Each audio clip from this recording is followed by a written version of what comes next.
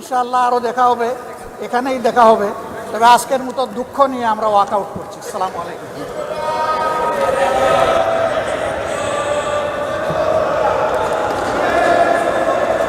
এত অসহিষ্ণু হলে চলবে না মিস্টার আবদুল্লাহ।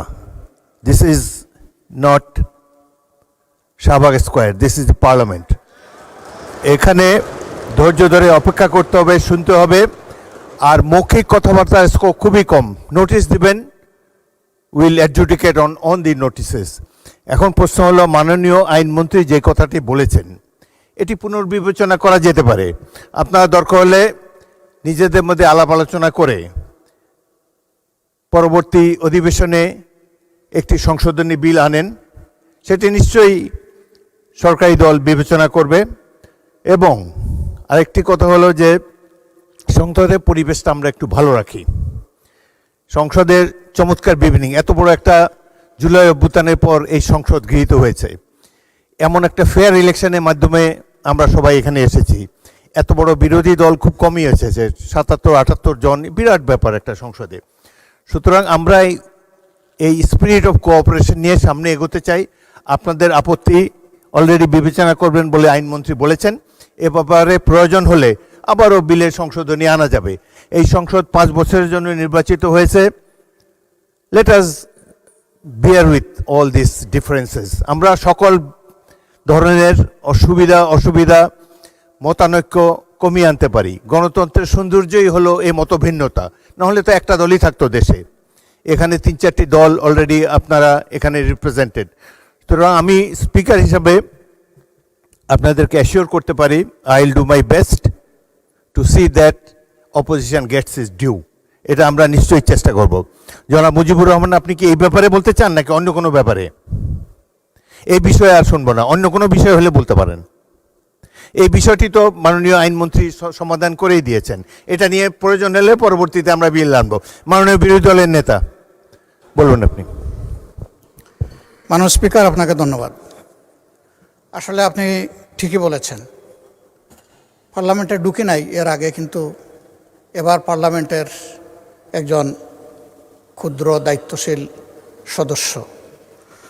এর আগেরগুলো আমরা দেখেছি বাইর থেকে, আর এবারকারটা আমরা অবজার্ভ করছি ভিতর থেকে। আমরা বিরোধী দলের পক্ষ থেকে সর্বোচ্চ সহযোগিতা করেছি। এর আগে একটা বিলে আমাদের কথা ছিল, কনসেনসাসের ভিত্তিতে সহযোগিতা চেয়েছেন ট্রেজারি বেঞ্চের দায়িত্বপ্রাপ্ত একজন মন্ত্রী, আমি তাকে সম্মান জানাই। এরপরের বিলে কিন্তু আমরা সহযোগিতা করেছি, এরপরেও সহযোগিতা করেছি। আমাদের আপত্তি ছিল যে টেবিলের উপরে এইমাত্র আসছে, আমরা কিছুই দেখতে পারি নাই। আমরা ওই কনসেনসাসের উপরে আমরা রেসপেক্ট আমরা রেখেছি, সেটা আমরা রাখতে পারলাম। এই আপনার সভাপতিত্ব হয়েছে, আমরা সেটা রাখতে পারলাম। কিন্তু আমাদের একটা ন্যায্য এই দাবি, যেটার সাথে সবার ব্যক্তিগত আবেগ, চিন্তা এবং কন্ট্রিবিউশন, স্যাক্রিফাইস জড়িত, সেইটা একটু সরকারি দল পারেন না একটু রিভিউ করতে? তারা একটু মন বড় করে বলতে পারেন, ঠিক আছে এজ ইট ইজ আমরা এখন পাশ করে নিলাম, ভবিষ্যতে অধিকতর সংশোধন দরকার মনে করলে আবার আমরা বিল আনব, সেটা পারি। কিন্তু না না, আপনারা তো পাশ করেছেন সংশোধনী সহ। মাননীয় স্পিকার, এটা কি সংশোধনী সহ পাশ হয়েছে নাকি সংশোধনী ছাড়া পাশ হয়েছে? সংশোধনী সহ পাশ হয়েছে। এই জন্যই আমি বলছি যে আপনারা ওই অংশটা বাদ দিয়ে কনসেনসাসের রেসপেক্টের জায়গা, আস্থার জায়গাটা, যেখানে আমরা সবাই চলে আসলাম, সেই জায়গাটা রেখে যদি এটা করেন, তাহলে আমাদের ফিনিশিংটা খুবই চমৎকার হবে। আমরাও চাই না যে ফিনিশিং খারাপ হোক। মাননীয় বিরোধী দলের নেতা, এরপরে একটা কথা আছে, এটা আপনি বলেছেন যে আর একটা মাত্র বিল বাকি আছে, তাইলে বাকি বিলগুলা কি হবে মাননীয় স্পিকার? যেটা কার্য উপদেষ্টা পরিষদের সিদ্ধান্ত হলো যে সবগুলো এখানে আসবে। এর মাঝে বিশেষভাবে পুলিশ সংস্কার কমিশন, গুম কমিশন, এরপরে তামাকের উপরে একটা আছে, দুদক আছে। এগুলা কি হবে? এগুলা তো ভাইটাল কনসার্ন আমাদের। যদি এগুলা কোনো আলোচনা এখানে না হয়, তাহলে আমরা কি শুধু ওই বিলগুলা কনসেনসাসের এগুলোই পাশ করার জন্য এখানে বসে থাকব? কারণ ওইগুলোর সাথে গোটা ফ্যাসিজম জড়িত ছিল। সেই ফ্যাসিজমের রুটগুলা যদি রেখে আমরা এখান থেকে বিদায় নেই, তাহলে আমরা আমাদের দায়িত্ব, বিবেক এবং জনগণের কাছে আমরা দায়বদ্ধ হয়ে যাব। আমরা সে দায় কেন নেব? এই জন্যে আপনার মাধ্যমে আমরা স্পষ্ট জানতে চাচ্ছি এই সবগুলা বিল আসবে কিনা, এটা আগে আমাদের জানা দরকার। আর আমি যেটা অনুরোধ করেছি, যদি তারা বড় মনের পরিচয় দিয়ে কনসেনসাসের জায়গাটাকে রেসপেক্ট করেন, আমরাও রেসপেক্ট করার চেষ্টা করব। ধন্যবাদ মাননীয় স্পিকার। মাননীয় বিরোধী দলের নেতা, মাননীয় আইনমন্ত্রী কিন্তু বলেছেন যে যে বিলটা পাশ করা হলো এটা তারা রিভিউ করবেন, প্রয়োজন হলে আগামী সংসদে নতুন করে বিল নিয়ে আসবেন, সেটা তিনি বলেছেন। সুতরাং আপনার প্রথম প্রশ্নের সমাধান উনি উত্তর দিয়েছেন। দ্বিতীয় যেটা, সেটা মাননীয় আইনমন্ত্রী বলতে পারেন। আমাদের সংসদের সামনে বিশেষ কমিটির রিপোর্ট আছে, সেই রিপোর্টের 46 নম্বর পেজে যদি আমরা যাই, সেখানে বলা আছে সংসদে এখনই বিল আকারে উত্থাপন না করে পরবর্তীতে যাচাই বাছাই করে অধিকতর শক্তিশালী করে নতুন বিল উত্থাপনের সুপারিশ করেছে এমন 16টি অধ্যাদেশের তালিকা। মাননীয় স্পিকার, স্পষ্ট আমরা বিশেষ কমিটির রিপোর্টের বাইরে এখনো যাইনি। বিশেষ কমিটির report is self explanatory, it self demonstrates that যে আমরা এই অধ্যাদেশগুলো, এই আইনগুলো আমরা অধিকতর যাচাই বাছাই করে পরবর্তীতে বিল আকারে আনব। যে কারণে আর্টিকেল 93 অনুসারে এই রিপোর্টটার এই অংশটা লেখা হয়েছে আর্টিকেল 93 অনুসারে, যেখানে বলা হচ্ছে কোনটা যদি অধ্যাদেশ আকারে না আসে তাহলে এটা ল্যাপস করবে। পরবর্তীতে আমরা বলেছি, আমরা গুম কমিশন নিয়ে আলোচনা করেছি, মানবাধিকার কমিশন নিয়ে আলোচনা করেছি, আমরা সবগুলো নিয়ে আলোচনা করব এবং ওনাদের সহই আলোচনা করব। মাননীয় স্পিকার, আমরা কোনোটাই এই 16টার এই সংসদে দাঁড়িয়ে আমি বলছি যে কোনোটাই আলোচনার বাইরে থাকবে না মাননীয় স্পিকার, সবগুলোই আবার আসবে আলোচনার ভিত্তিতেই এটা সমাধান হয়। মাননীয় স্পিকার,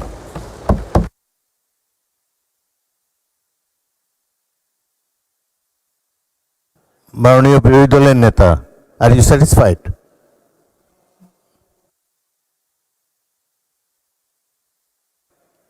বিরোধী দল নেতাকে মাইক দেন। মাননীয় স্পিকার, আপনাকে ধন্যবাদ। একই কথা তো আমাদের আইনমন্ত্রী আরেকবার বলেছেন। আমাদের হাতে এই রিপোর্টটা আসার পরেই কিন্তু দ্বিতীয় দফা কার্য উপদেষ্টা পরিষদের মিটিংটা হয়েছে এবং সেখানে থ্রেডবেয়ার এই বিষয়ে আলোচনা হয়েছে। আমি আগেও বলেছি এবং আপনি নিজেও বলেছেন যে এটাই কারেক্ট, যে সবগুলো এখানে আসবে। এখন তিনি তাইলে এর বাইরে যাচ্ছেন কেন? তাইলে তো কোনো কনসেনসাসই থাকছে না। তাইলে এই কার্য উপদেষ্টা কমিটির বৈঠকের পজিশনটা কি থাকবে সেটা তো ওখানেই বলতে পারতেন, আপত্তি দিয়ে ওটা আপনি সেইভাবে রুলিং না দিতে পারতেন। তখন আমরা আমাদের কি কর্মপন্থা নেব সেটা আমরা ঠিক করতাম বিরোধী দল হিসাবে। এখন তো আমরা একটা ইনডিসিশনে পড়ে গেলাম। আমাদেরকে তো এইভাবে ইনডিসিশনে বলার অধিকার তো নেই।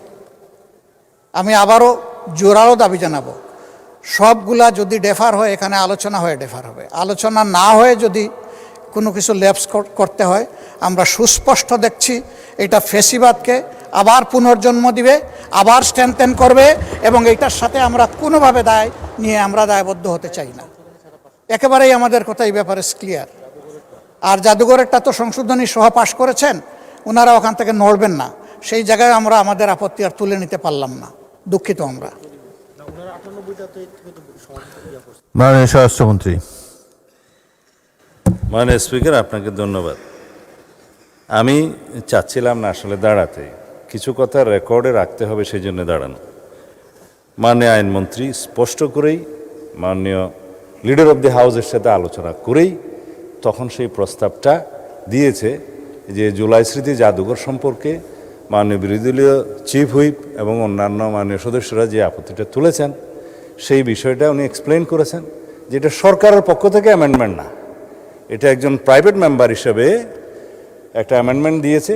সেই অ্যামেন্ডমেন্টের উপরে ওনারা বক্তব্য রেখেছেন, এই পক্ষে আইনমন্ত্রীর বক্তব্য রেখেছে, কনসার্ন মিনিস্টার বক্তব্য রেখেছে, পাশ হয়েছে।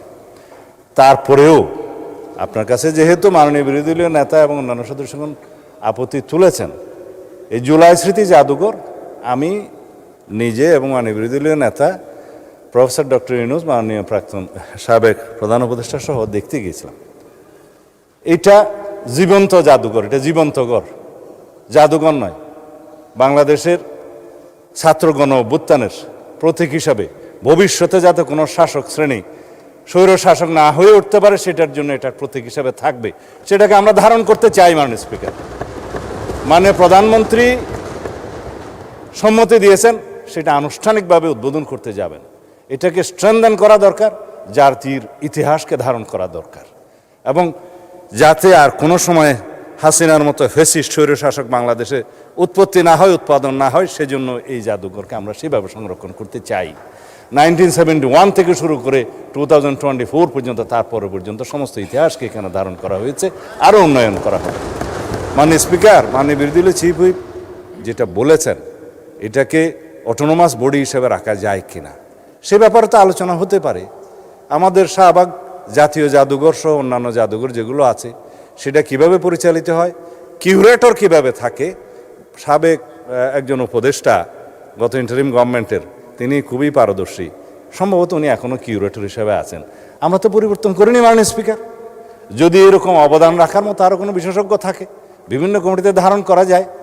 তবে কেউ পদত্যাগ করলেই কেবল সেই পদ হারাবে, সরকারের ক্ষমতা থাকবে না তাকে অপসারণ করার, সেই জন্য একটা প্রভিশন আনতে হয়েছে, সেটা মাননীয় সদস্য বিরোধী দল এনেছেন। আর সরকারের কাছে যেটা নিয়ন্ত্রণ কর্তৃপক্ষ হিসাবে থাকে, সেটা সমস্ত কর্তৃপক্ষের কাছে সেরকম থাকে। আর দল তো মাননীয় স্পিকার, বিরোধী দল সরকারি দল তো রাজনৈতিক দল, এবং রাজনৈতিক দলের সরকার পলিটিক্যাল গভর্নমেন্ট এস্টাবলিশ করার জন্যই তো আমরা ছাত্রগণ অভ্যুত্থান করেছি, ভোটের অধিকার প্রতিষ্ঠা করেছি।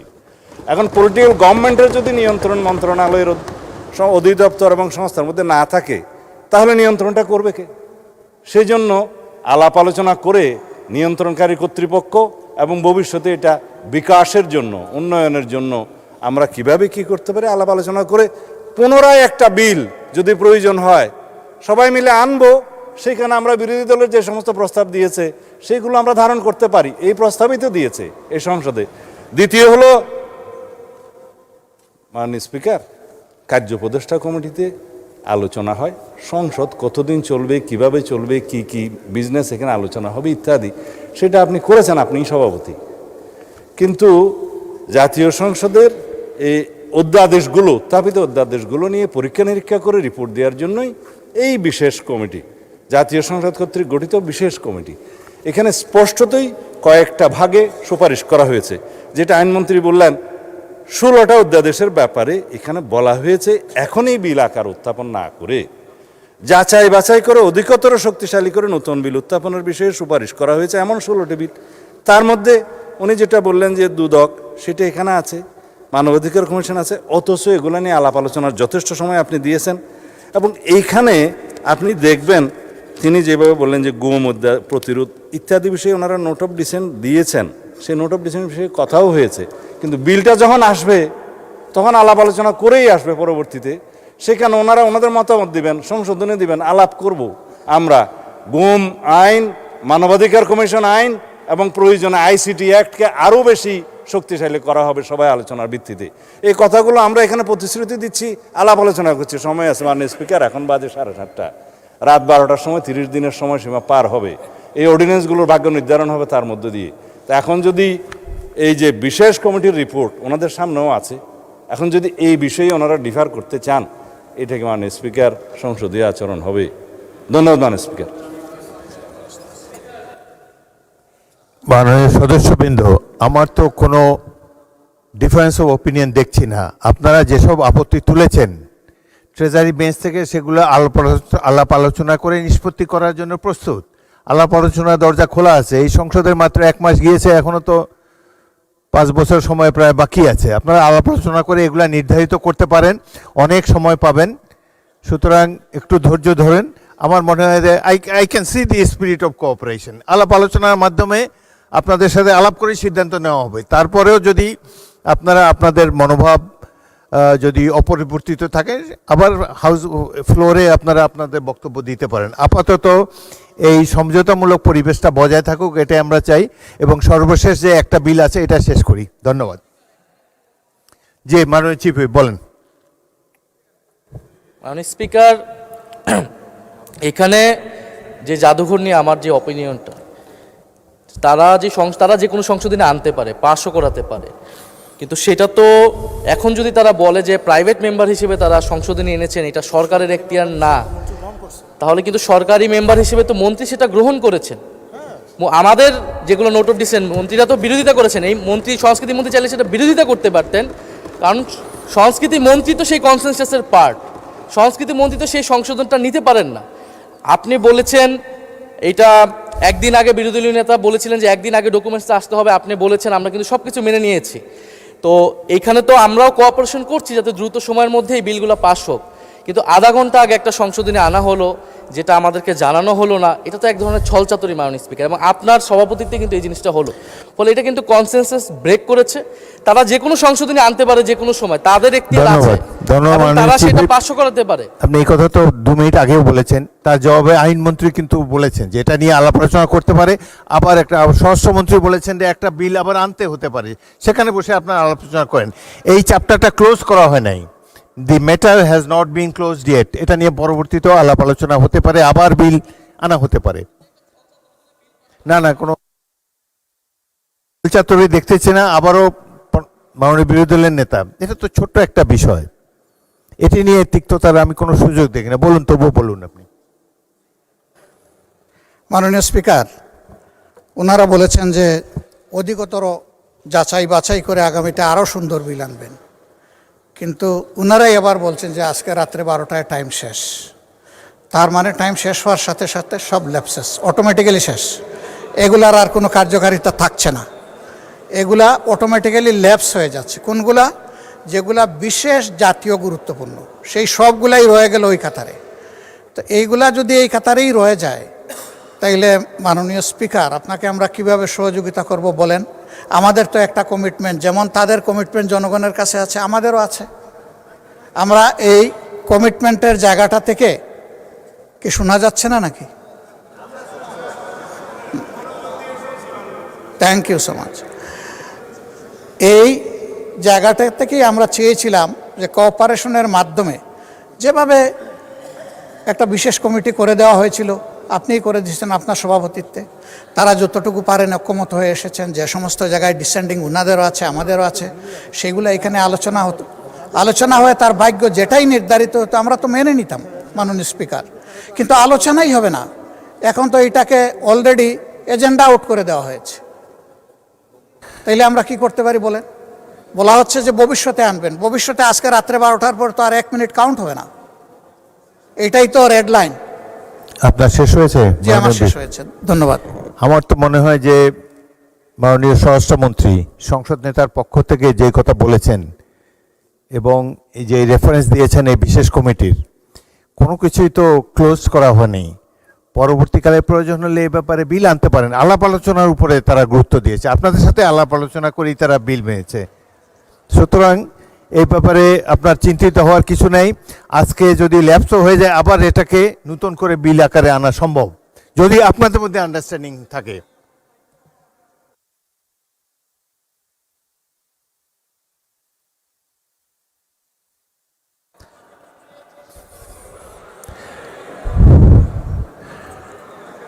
মাননীয় বিরোধী দলের নেতা, আমার তো মনে হয় যে, আচ্ছা মাননীয় চিফ হুইপ বলেন। মাননীয় স্পিকার, চিফ হুইপকে একটু শুনেন। মাননীয় স্পিকার, বিরোধী দলীয় নেতা, মাননীয় স্পিকার, বিরোধী দলীয় নেতা যে কথা বলেছেন আর আপনি যে কথা দেখিয়েছেন বলেছেন যে আর স্পিরিট অফ কোঅপারেশন, অ্যাকচুয়ালি আমাদের মাননীয় আইনমন্ত্রী কথা বলেছেন, মাননীয় স্বরাষ্ট্রমন্ত্রী কথা বলেছেন, এবং আমরা নেতার সাথেও কথা বলেছি, সংসদ নেতার সাথে। বিষয়টা হলো এই যে এখানে এই পৃষ্ঠের মধ্যে রিপোর্টে আছে, আমরা রিপোর্ট নিয়ে বসে থাকলাম বা থাকলাম না এরকম নয়। আমরা চাচ্ছি, আমি মাননীয় সদস্য আপনার দৃষ্টি আকর্ষণ করছি, আমরা চাচ্ছি একটা সমঝোতা হোক এবং সমঝোতার ভিত্তিতে হোক। আমাদের তরফ থেকে আগামী সংসদে, আগামী সেশন তো ইনশাল্লাহ বাজেট সেশন হবে, বাজেট সেশনে সবগুলো বিল আসবে, ইনশাল্লাহ সবগুলো বিল আসবে, তখন আপনারা সময় পাবেন এখানে, এবং এই সবগুলো বিলই আগামী বাজেট সেশনে আসবে। সুতরাং সেখানে যেমন আপনারা আলোচনার সুযোগ পাবেন এবং এখানে কন্ট্রিবিউট করার সুযোগ পাবেন। মাননীয় বিরোধী দলের নেতা, চিফ হুইপ অ্যাসুরেন্স দিয়েছে প্রত্যেকটা বিল আগামী সেশনে আসবে। I think this should satisfy you. প্রত্যেকটা বিলই আগামী সেশনে আসবে। বিরোধী দলের নেতাকে মাইক দেন। আস্থা হারানো অবস্থায় এখানে বসা মিনিংলেস। ও আপনার you are determined to stage a walkout. এখানে ট্রাস্ট মেনটেইন করা হয়নি, এটা আমাদের দুঃখ। যে আমরা এই দুঃখ নিয়ে এখন ওয়াকআউট না, আপনারা যদি ওয়ার্কআউট করার জন্য আগে প্রথমে সিদ্ধান্ত নিয়ে থাকেন, মোস্ট ওয়েলকাম, নো প্রবলেম। না না ডেমোক্রেসি না, ইজ এ এটা- রুল বাই মেজরিটি। এটা মাননীয় স্পিকার, এটা আরো দুঃখ পেলাম, এই কথাটা আরো দুঃখ পেলাম। আপনি আপনার কাছে আমরা প্রথম দিনই আশা করেছিলাম, আপনিও বলেছিলেন যে আপনি জাস্টিস মেনটেন করবেন। জব সফার আপনি অনেক করেছেন, কিন্তু আজকের দিনটা এই সময় এসে আমরা জাস্টিস পেলাম না মাননীয় স্পিকার। মাননীয় বিরোধী এই দলের কথা নেতা, নেই। মাননীয় বিরোধী দলের নেতা চিফ হুইপের অ্যাসুরেন্স যে প্রত্যেকটা বিল আগামী না, না, সেশনে আসবে, না। আপনার মেইন কোয়েরি তো এটাই ছিল। বিশেষ এক মাস কমিটিতে পরেই প্রত্যেকটা assurance, বিল আসছে। বিশেষ কমিটিতে অ্যাসুরেন্স, উপদেষ্টা কমিটিতে অ্যাসুরেন্স, সবই তো উলটপালট হয়ে যাচ্ছে একটা অংশ। তাইলে ট্রাস্টের জায়গাটা ওনারা তো রাখলেন না মাননীয় স্পিকার। আমি তো বললাম যে মাননীয় এখানে বিরোধী আপনি দলের দৃষ্টি নেতা। আকর্ষণ করার পরে আমরা কিন্তু সহযোগিতা করেই যাচ্ছিলাম, যে ঠিক আছে কনসেনসাস যা হয়েছে আমরা আর কথা বলবো না, আমরা হাতেই বুড় দিয়ে চলবো, আমরা চলেছি। কিন্তু এখন এসে দেখতে পাচ্ছি যে আমাদেরকে আসলে ব্ল্যাক আউট করে দেওয়া হচ্ছে। ওই ব্ল্যাক আউট কেন আমরা হব মাননীয় স্পিকার? মাননীয় বিরোধী দলের আমরা তো নেতা, blackout হতে আপনার চাই না। আপনার প্রধান প্রশ্ন ছিল যে এই বিলগুলা যেগুলা উঠেনি এই হ্যাঁ। অধিবেশনে, জি। সেগুলার ফেট কি হবে, জি। সেটা বিরোধী দল ট্রেজারি বেঞ্চ থেকে এবং বলা মাননীয় হয়েছে স্পিকার, আমি প্রত্যেকটা স্মরণ করিয়ে বিল আনা দিচ্ছি। হবে আগামী অধিবেশনে। মাননীয় স্পিকার, আমি স্মরণ করিয়ে দিচ্ছি, আপনি সেদিন বলেছিলেন রাত 12টা হলেও সেশন কন্টিনিউ করবে এবং সবগুলো আলোচনা হবে। এটা যদি হয় বসবো, শুনবো, 12টা পর্যন্ত আমরা অংশগ্রহণ করব, কোনো অসুবিধা নাই। কিন্তু এখানে বলা হয়েছে 16টা কোনো বিল এখন অসুবিধা নেই। উত্থাপন করা হবে না, এটা তো বিশেষ বিলেরই আমরা তো ওই আস্থা এটা রাখতে সিদ্ধান্ত। পারছি না, ওই আস্থার জায়গা ওনারা নষ্ট করে ফেলেছেন। এই জাদুঘরে একটা ক্লজে ভবিষ্যতে ওনারা যখন আনবেন তখন ভবিষ্যতে বেঁচে থাকলে আমরা অংশগ্রহণ করব। মাননীয় বিরোধী দলের নেতা, 133-এর মধ্যে 16 তো লেপস হচ্ছে না, 90 আলোচনা হয়েছে, আর বলেছেন যে একটা বাকি আছে, তাইলে আরো তো অনেকগুলা লেপস হয়ে যাচ্ছে। তো এই সবই তো আইনমন্ত্রীকে একটু শুনি আমরা। Everything আইনমন্ত্রী বলুন। মাননীয় স্পিকার, আপনাকে ধন্যবাদ। আপনার মাধ্যমে বিরোধী দলকেও ধন্যবাদ। উনি যে অঙ্কটা কষেছেন 133টার মধ্যে 90 আর একটা 91 হয়, আর তার সাথে 16, তাহলে 100 কয়টা হয়? 107টা হয়। মাননীয় স্পিকার, আমি আপনার মাধ্যমে মাননীয় বিরোধী দল নেতাকে বলছি, একটা বিলের মধ্যে এমনও আছে 3-4টা অর্ডিন্যান্স ইনক্লুডেড আছে। ফলে 133টার যদি হিসাব করা হয়, এই 91টার মধ্যে ওই 16টা বাদ দিয়ে সবগুলো ইনক্লুডেড। মাননীয় স্পিকার, ওই 16টার ব্যাপারে বলছেন জাতীয় গুরুত্বপূর্ণ অনেক অধ্যাদেশ আছে। আমিও মনে করি জাতীয় অনেক গুরুত্বপূর্ণ অধ্যাদেশ আছে। ওনাদের সাথে আমাদের কথার পার্থক্যের জায়গাটা হলো, ওনারা বলছেন এইগুলো নিয়ে আলাপ আলোচনার দরকার, আমরাও বলছি দরকার। ইতিমধ্যেই এই পার্লামেন্টে ওইগুলোর উপর ডিবেট হয়েছে মাননীয় স্পিকার, পরশুদিনই, গতকালকে অথবা পরশুদিন, গতকালকেই মানবাধিকার কমিশনের আইনের উপর ডিবেট হয়েছে, সুপ্রিম কোর্ট সচিবালয় আইনের উপর ডিবেট হয়েছে, সুপ্রিম কোর্টে বিচারক নিয়োগ আইনের উপর ডিবেট হয়েছে। গুম কমিশনের বিষয়ে কি কারণে গুম কমিশন আমরা আরও বেশি বাছাই করব সেটা আমরা বলেছি। সুতরাং ওনারা ডিবেট করার পরে ভুলে গেছেন যে ওনারা ডিবেট করেছেন। আমরা বিনয়ের সাথে বলছি, আমরা আবারও বলছি, আমাদের বিলের মধ্যেই মানবাধিকার কমিশনের আইনের রহিতকরণ এবং হেফাজত বিলের মধ্যেই সেখানে প্রিএমবেলে আমরা সুস্পষ্টভাবে বলেছি আরও বেশি যাচাই বাছাই করা প্রয়োজন, স্টেক হোল্ডারদের সাথে আলোচনা করা প্রয়োজন। আমরা সুপ্রিম কোর্ট বিচারালয় সচিবালয়ের যে বিলটা নিয়ে এসেছি সেই বিলের প্রিএমবেলের মধ্যে একই কথা বলেছি। সুপ্রিম কোর্ট বিচারক নিয়োগ আইনের যে বিলটা এনেছি সেখানেও একই কথা বলেছি। এবং এইটার উপরে ওনাদের পক্ষ থেকে আপনি 10 মিনিট, 12 মিনিট, 15 মিনিট করে সময় দিয়েছেন, ওনারা ডিবেটে অংশগ্রহণ করেছেন। আজকে এসে হঠাৎ করে বলছেন আমরা ডিবেট করতে পারিনি ওইগুলোতে। আজকে এসে বলছেন 91টা বিল পাস হলো, তাহলে 133টার বাকিগুলো কি হলো? এই 91টা বিলের মধ্যে ওই 16টা বাদে সবগুলো অর্ডিন্যান্স ইনক্লুডেড। মাননীয় স্পিকার, আমরা এই রিপোর্টের গো বাই দ্য বুক হিসাবে গেছি। মাননীয় স্পিকার, আমি মাননীয় বিরোধী দলীয় নেতাকে বলবো, আমরা যেভাবে বিশেষ কমিটিতে আলোচনা করেছি, যে রিপোর্টটা এই সংসদ গ্রহণ করেছে, সেই রিপোর্টের বেসিসেই আমরা এগিয়ে যাচ্ছি। মাননীয় স্পিকার, আপনাকে ধন্যবাদ। ধন্যবাদ। মাননীয় বিরোধী দলের নেতা বলুন। ইনশাআল্লাহ আরো দেখা হবে, এখানেই দেখা হবে। তবে আজকের মতো দুঃখ নিয়ে আমরা ওয়াক আউট করছি। আসসালামু আলাইকুম।